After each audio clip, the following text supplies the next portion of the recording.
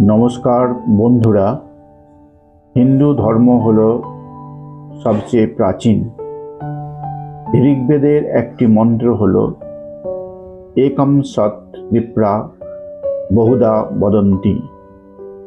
এটি হল হিন্দু দর্শনের মূল ভিত্তি, অর্থাৎ সত্য একটি, কিন্তু জ্ঞানীরা তাকে অনেক নামে বর্ণনা করেন। সেই এক এবং অদ্বিতীয় পরম সত্য বস্তু বহু হইয়াছেন এবং তিনি আমাদের নিকট নানাভাবে, নানা রূপে, নানা নামে প্রতিভাত হইতেছেন। এটাই হলো বিশ্বজগৎ বা মায়া। এই সত্য বস্তুকে অনুভব ও উপলব্ধি করা যায়, কিন্তু এই বস্তু হলো বাক্য, ইন্দ্রিয় ও মনের বাইরে এক অতীন্দ্রিয় বস্তু। এটি হলো সত্য বস্তু যা জ্ঞান।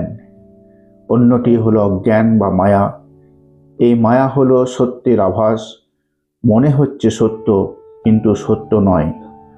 ভারতবর্ষে ঋষিগণ বলেছেন এই সত্য হলো জ্ঞান এবং একে জানলে সব কিছু জানা হয়ে যায়।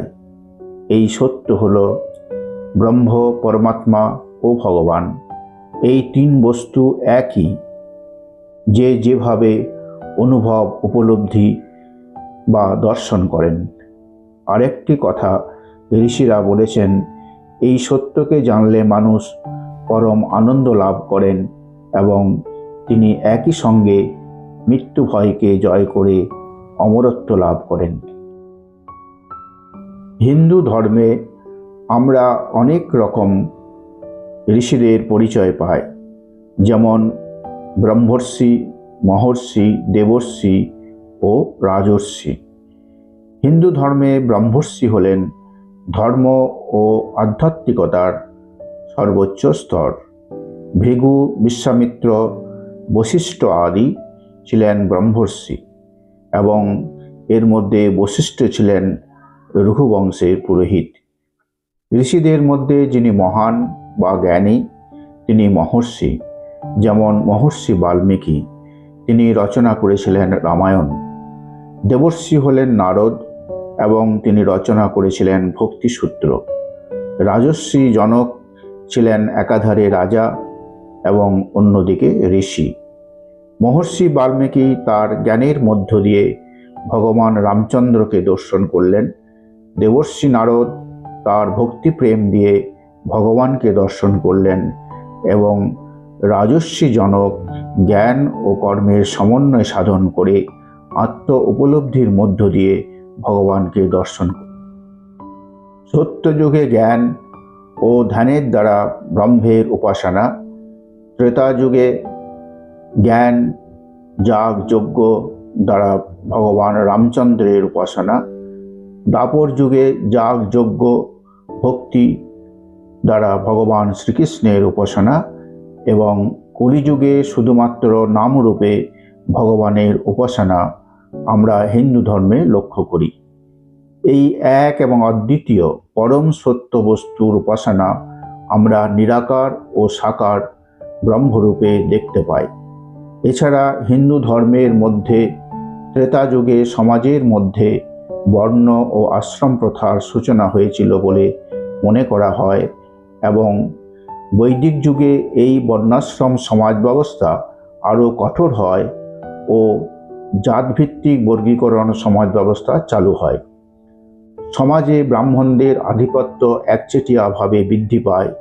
এই সময় সমাজে অস্পৃশ্যতা নামক এক ব্যাধির প্রকোপ দেখা যায়। ধর্মের নামে শোষণ এবং দাসত্বের এক নগ্ন রূপ লক্ষ্য করা যায়। স্বাধীনতার ৭৮ বছর পরেও হিন্দু ধর্মে এই জাতপাত, বর্ণ, ধর্ম ভিত্তিক সমাজ ব্যবস্থা, সাম্প্রদায়িক ভেদাভেদ, অস্পৃশ্যতা, ঋণদাসত্ব বা বন্ডেড লেবার, শ্রম শোষণ বা লেবার এক্সপ্লয়টেশন, শিশু শ্রম, বাল্যবিবাহ, যৌনদাসী, দেবদাস প্রথা ইত্যাদি লক্ষ্য করা যায়। ধর্ম হল আধ্যাত্মিক চিন্তা ও ভাবনার উন্নতি। হিন্দু ধর্মের মূল উদ্দেশ্য ছিল এক, এবং অদ্বিতীয় বস্তু বা পরম সত্যের অনুসন্ধান ও উপলব্ধি।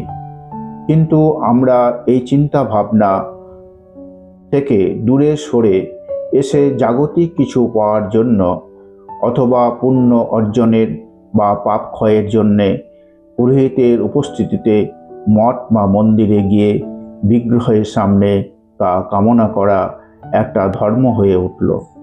মানুষ যখন এই ধরনের ধর্মের প্রতি বিশ্বাস ও আস্থা জ্ঞাপন করলেন, তখন নানা ধরনের মঠ মন্দির ধর্মীয় প্রতিষ্ঠান আরও বেশি বেশি করে গড়ে উঠল।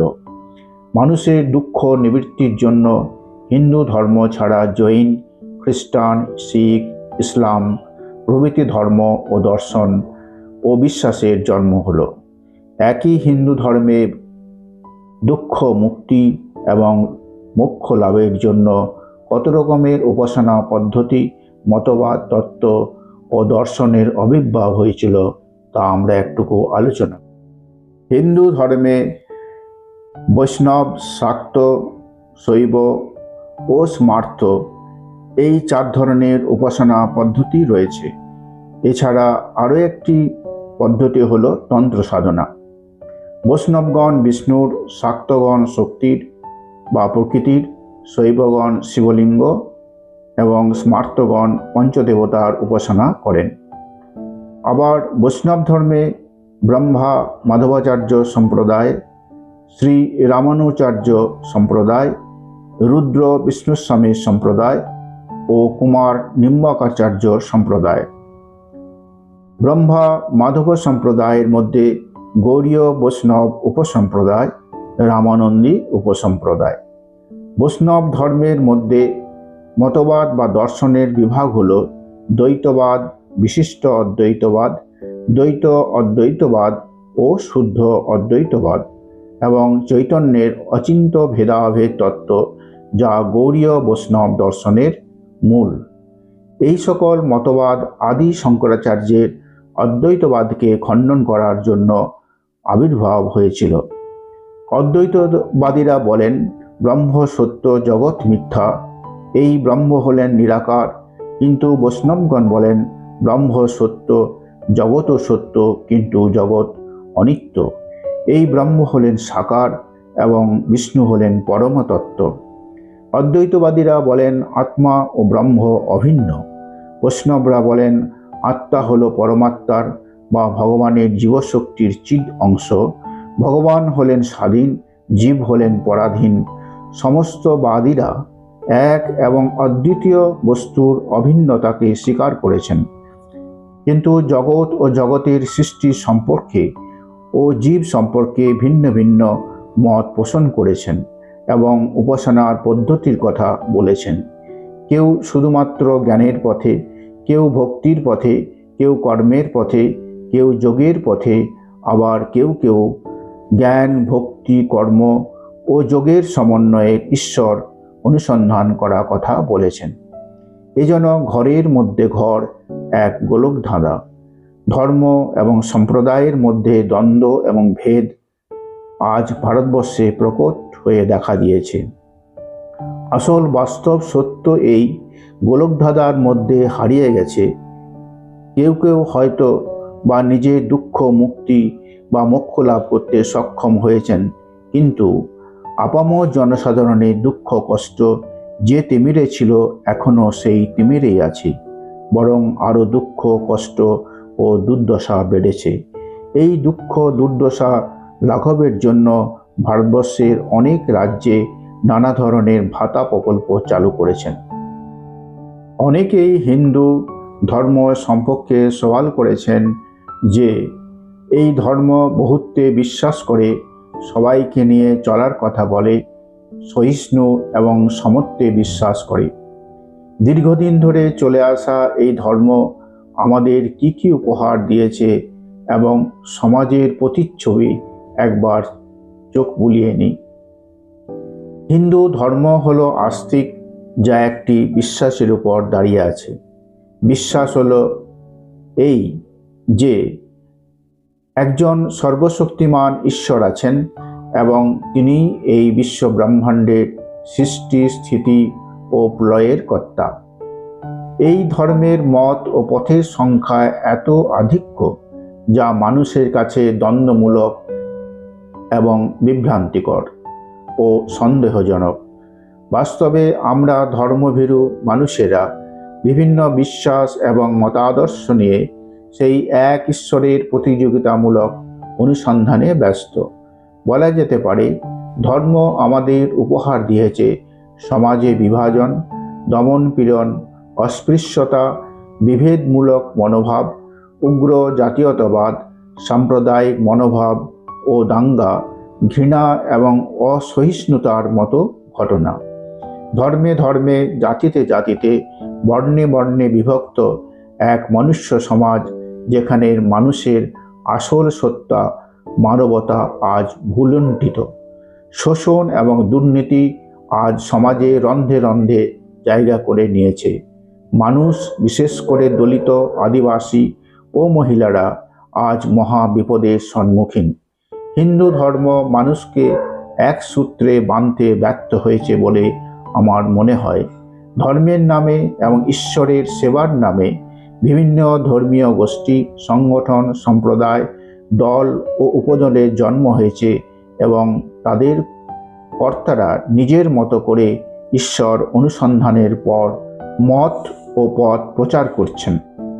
এটা স্পষ্ট প্রতীয়মান হচ্ছে যে দীর্ঘদিন ধরে চলে আসা জাতপাত, ধর্ম, বর্ণ ও সম্প্রদায় ভিত্তি এই হিন্দু ধর্ম এক ভোগবাদী সমাজ ব্যবস্থায় রূপান্তরিত হয়েছে।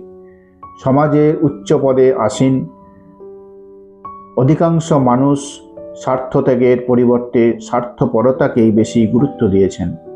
শোষণ, দুর্নীতি এবং পুঁজির পুঞ্জীকরণ আজ সমাজে এক ভয়ঙ্কর রূপ ধারণ করে অধিকাংশ মানুষের জীবনে অন্ধকার নিয়ে এসেছে।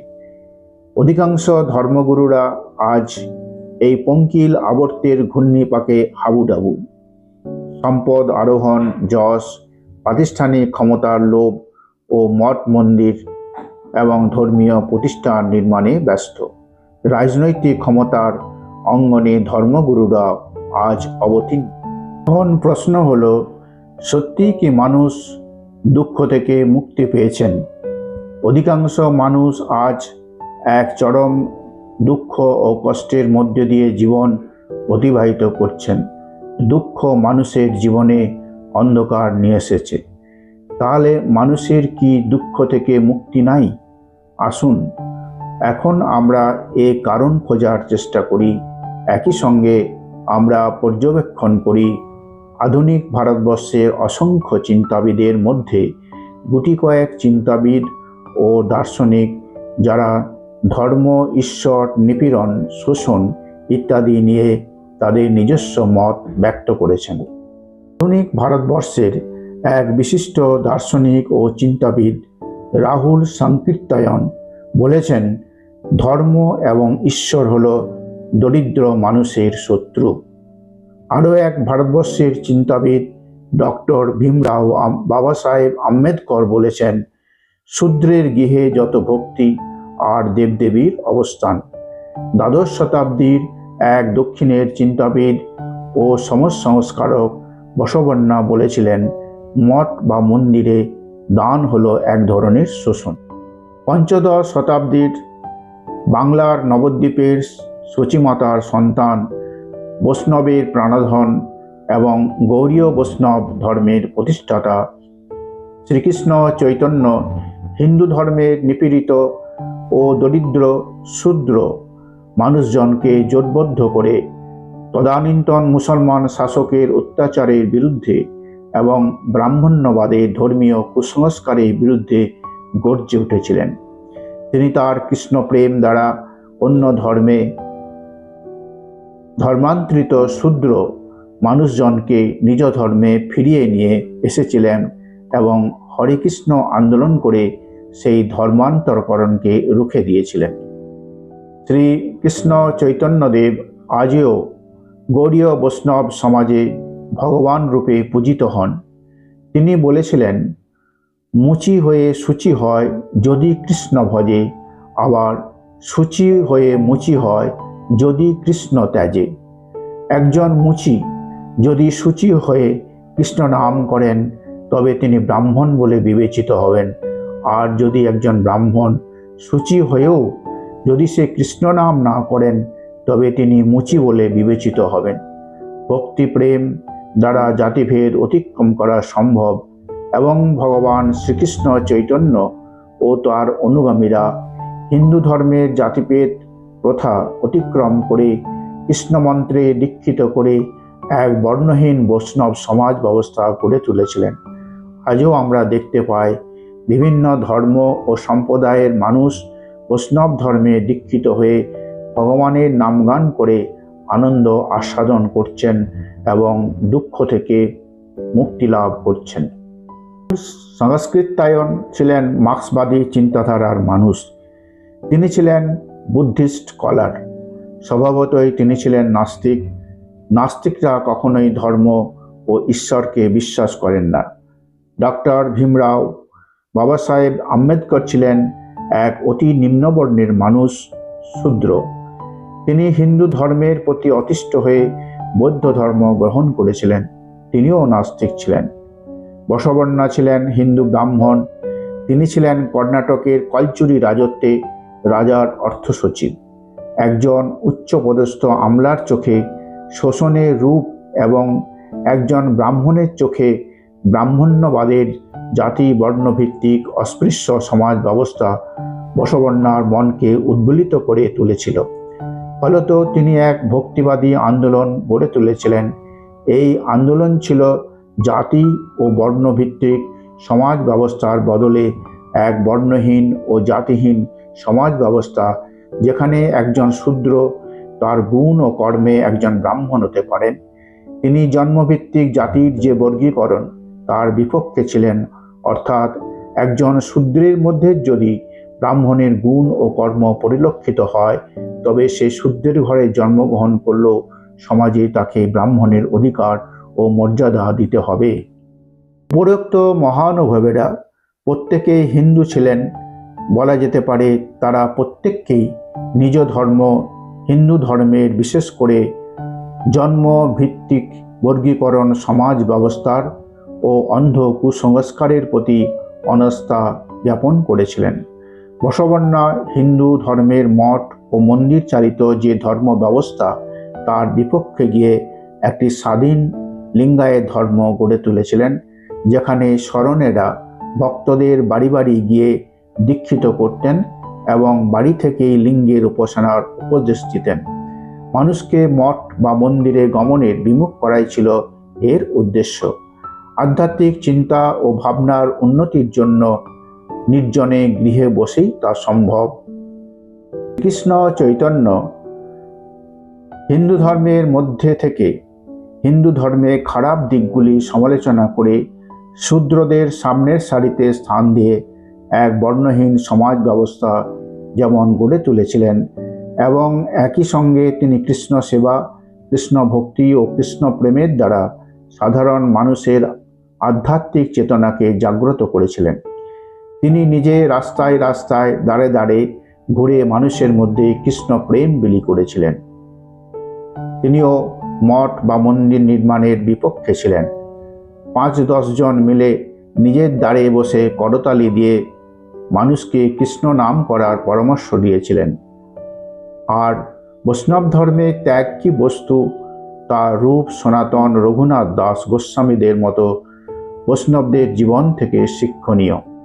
ভারতবর্ষের সাধারণ মানুষকে যেটুকু আধ্যাত্মিক চিন্তা ও ভাবনার উন্মেষ ঘটাতে সক্ষম হয়েছিলেন তার মধ্যে ছিলেন বৌদ্ধ ধর্মের অহিংসা ও প্রেম, জৈন ধর্মের আত্মত্যাগ ও আত্মশৃঙ্খলা এবং বৈষ্ণব ধর্মের বৈরাগ্য ও ভক্তি প্রেম।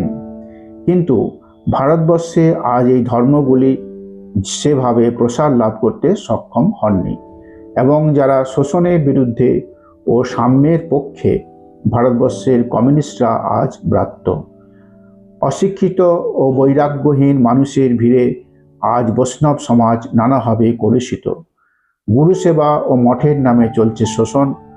প্রকৃত বৈষ্ণব বা বাউল সাধকের অভাব। এখন প্রশ্ন হলো, এই পরিস্থিতিতে কিভাবে মানুষ মুক্তি লাভ করবেন।